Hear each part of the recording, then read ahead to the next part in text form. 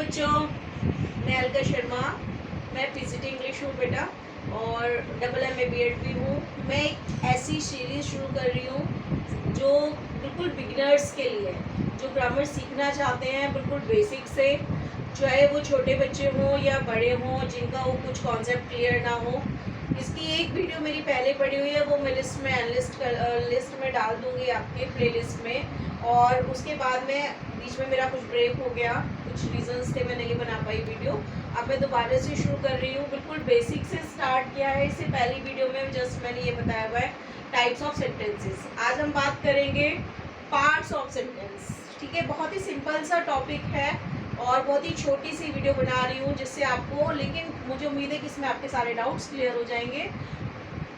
Sentence, सबसे पहले बात करते हैं सेंटेंस। सेंटेंस का मीनिंग होता है, हिंदी में भी बोलूंगी साथ साथ जिससे आपको दिक्कत ना हो, वाक्य।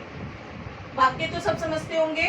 वाक्य क्या होता है? एक ऐसे शब्दों का समूह जो आपको एक मीनिंग देता है। ठीक है, group of some meaningful words that which express a specific meaning is called sentence. ठीक है, वाक्य यानी ऐसे शब्दों का जिससे आपको एक कोई मीनिंग समझ में आता है। जैसे राम जाता है, वह खाना खाता है। अगर हम बोले वह, राम, शाम, पानी, तो ये वर्ड्स तो हैं लेकिन उनका कोई मीनिंग नहीं निकल के आ रहा। लेकिन जब मैं बोलूँ कि वह घर जाकर पानी पीता है, तो इस सेंटेंस का, इन वर्ड्स का एक मीनिंग निकल कर आ रहा है। यही सेंटेंस या वाक्य कहलाते हैं। मैंने फ्लो चार्ट के थ्रू समझाया हुआ है बेटा। सेंटेंस के सिंपली बेसिकली दो पार्ट होते हैं, सब्जेक्ट एंड प्रेडिकेट। सब्जेक्ट यानी कर्ता और प्रेडिकेट यानी कर्म। कर्ता यानी जो काम करता है, जिस पर हमारे सेंटेंस का पूरा दारोमदार है। वाक्य में काम करने वाले व्यक्ति या प्रोनाउन, संज्ञा या सर्वनाम या क्लॉज भी हो सकती है, ये उसको हम सब्जेक्ट कहते हैं। और सब्जेक्ट के द्वारा जो काम किया जाता है वो प्रेडिकेट कहलाता है। हम इसे सिंपल भाषा में ये भी समझ सकते हैं कि सब्जेक्ट के अलावा जो कुछ भी वर्ड्स सेंटेंस में होते हैं वो प्रेडिकेट कहलाते हैं। सब्जेक्ट में नाउन होते हैं, प्रोनाउन होते हैं, इसके अलावा क्लॉजेस भी हो सकती हैं। ठीक है, example for example Ram, Priya, he, she, it, they, etcetera.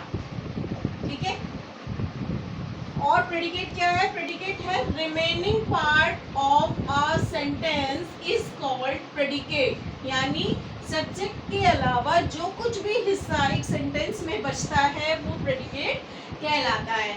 और हिंदी में अगर हम इसे समझे तो कर्ता द्वारा किया गया कार्य और उसका जो जहाँ से वो काम शुरू होता है या हेल्पिंग वर्ब जहाँ से शुरू होती है वहाँ से हमारा प्रेडिकेट स्टार्ट हो जाता है। नेक्स्ट वीडियो में मैं आपको प्रेडिकेट और सब्जेक्ट पहचानना बताऊंगी। एग्जाम्पल के जरिए हम देखेंगे कि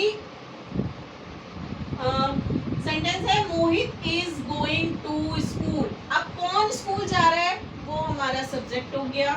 यानी काम कौन कर रहा है? वो मोहित कर रहा है, तो मोहित क्या हो गया? हमारा सब्जेक्ट हो गया। अब बचा हुआ जो पार्ट है इज गोइंग टू स्कूल, यानी मोहित स्कूल जा रहा है। ये जो बचा हुआ पार्ट हमारा सेंटेंस का है ये प्रेडिकेट है। यही एक सिंपल सा तरीका है। सब्जेक्ट के अलावा जो कुछ भी बचा हुआ पार्ट होता है वो प्रेडिकेट कहलाता है। होप सो आपको समझ में आया होगा। प्रेडिकेट के भी और बहुत सारे पार्ट होते हैं, सब्जेक्ट के भी पार्ट होते हैं, लेकिन वो मैं नेक्स्ट वीडियो में आपको बताऊंगी।